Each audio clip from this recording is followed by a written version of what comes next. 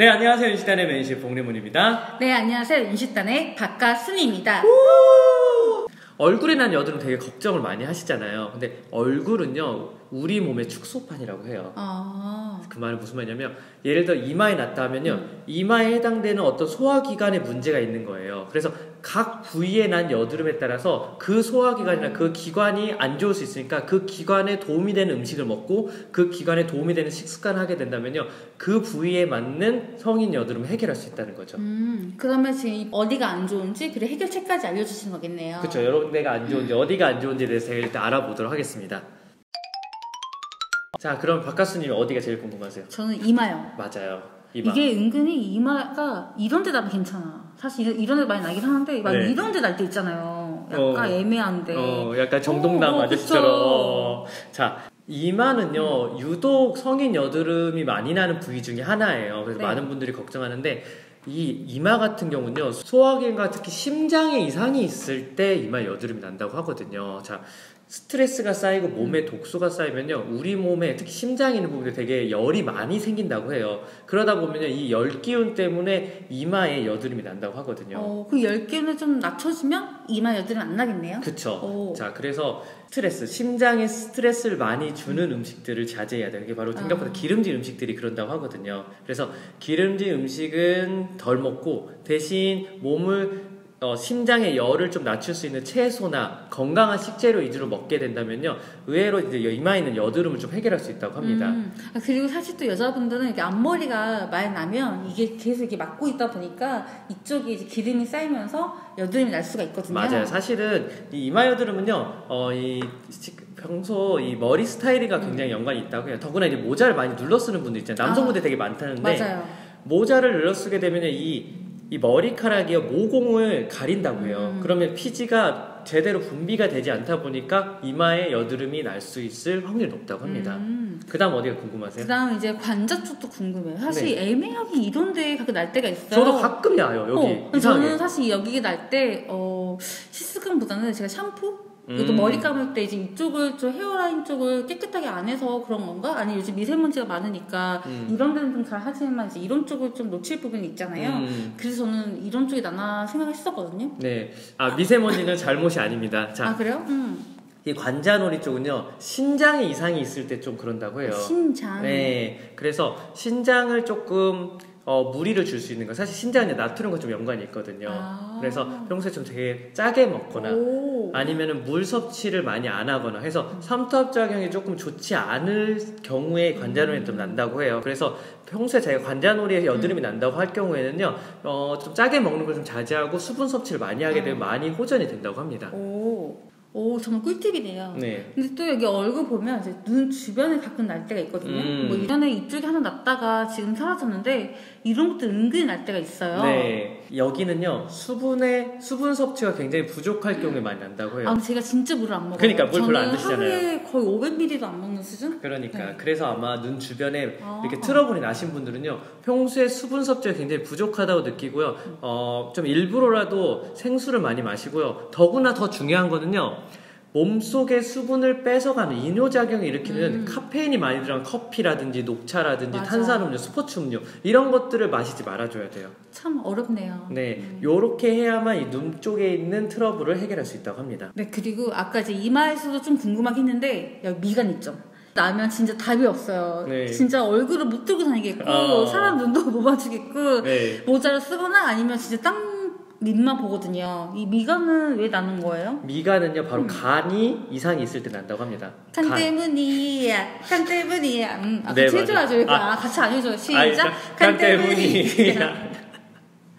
간 때문에? 바로 이거는 술 때문이에요, 사실은. 그러니까 전날 되게 과음을 하거나 아니면 평소에 술을 많이 마시는 분들이 유독 이 미간에 여드름이 많이 난다고 해요. 그래서 이 답 나왔죠? 자, 미간에 트러블이 나고 여드름이 현재 난다면요, 술은 자제를 해주시고, 그 다음에 특히나 간에 좋은 콩나물이라든지 아스파라거스가 특히 마늘 같은 이 간 해독에 도움이 되는 음식들을 먹어주면요, 이 미간에 있는 트러블은 생각보다 쉽게 해결할 수 있다고 합니다. 그래요? 근데 또 그게 있어요.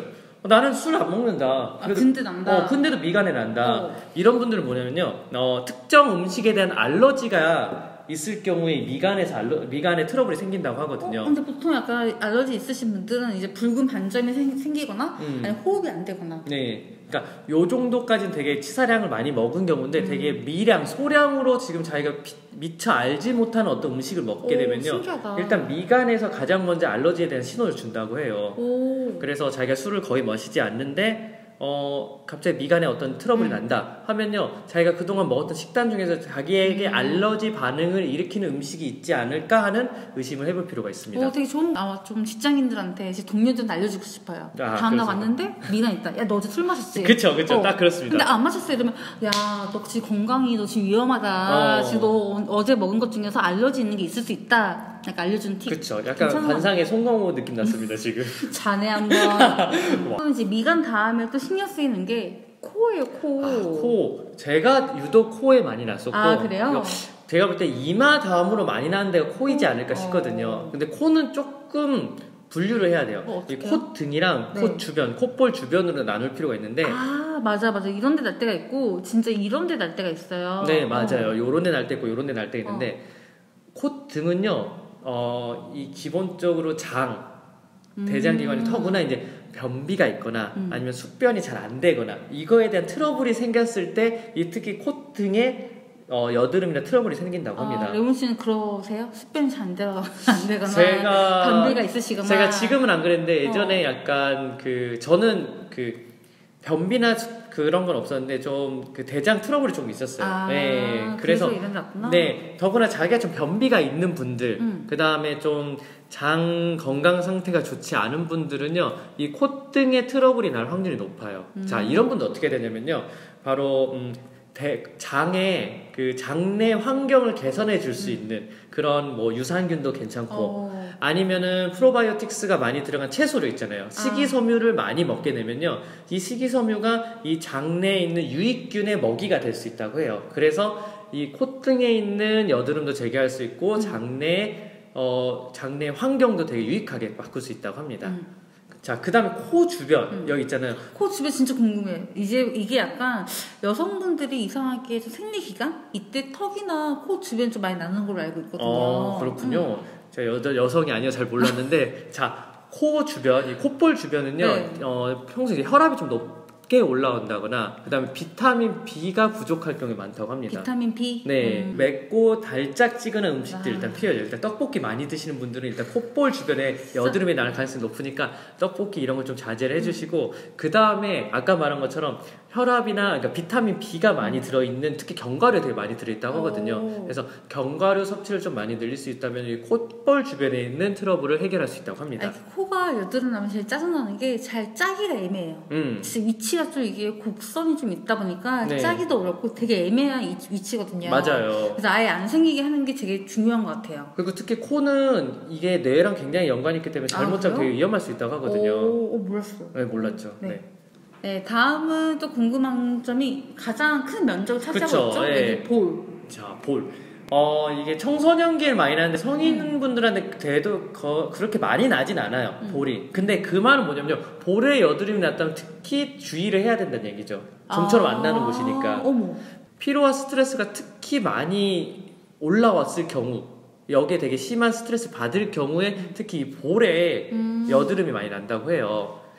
그리고 몸에 특히 열이 많이 가해졌을 경우, 그러니까 몸에 속열이 되게 많다, 이런 분들은 특히 이 볼에 여드름이 난다고 하거든요. 그래서 이런 분들은 몸을 좀 차갑게 할 수 있는 음식들이 도움이 된다고 합니다. 어떤 음식 있죠? 특히 이제 가장 차갑게 할 수 있는 음식들이, 일단 채소류에는 오이가 있고요. 그 다음에는 대추차, 꿀.